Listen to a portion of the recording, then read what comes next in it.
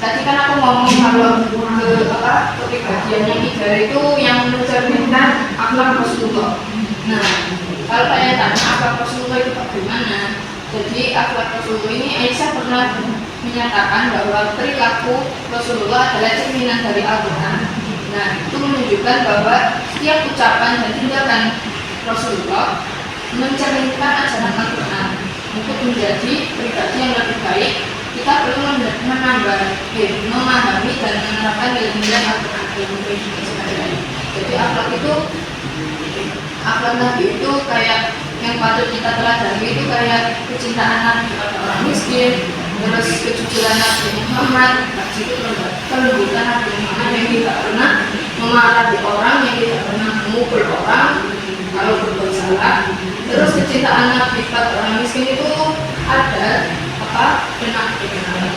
ada orang pengikut Rasul yang mana itu pernah bercerita kalau siapa yang lupa, pokok pernah bercerita kalau dia itu sangat miskin dan suatu saat Nabi itu datang di Madinah dan orang itu yang orang miskin itu tadi ngomong ke Nabi tolong bicarakan aku sebagai bawahan gitu.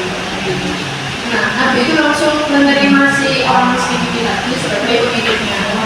Nah, terus beliau juga, Nabi juga nggak pernah kayak menuntut apapun dari orang miskin itu sebagai itu teladan akhlak Nabi.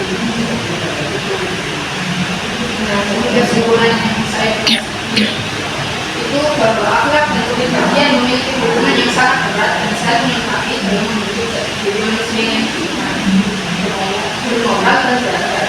Dalam konteks kehidupan modern, terutama di kalangan mahasiswa saat ini, keterpaduan antara akhlak dan kepribadian menjadi sangat penting. Mahasiswa tidak hanya dituntut untuk memiliki kecerdasan intelektual, tetapi juga integritas moral dan spiritual yang kuat agar mampu menghadapi tantangan globalisasi dengan karakter yang tangguh dan beretika. Oleh karena itu pembinaan akhlak harus berjalan seiring dengan pengembangan kepribadian melalui pendidikan, keteladanan dan pembiasaan perilaku baik dalam kehidupan sehari-hari.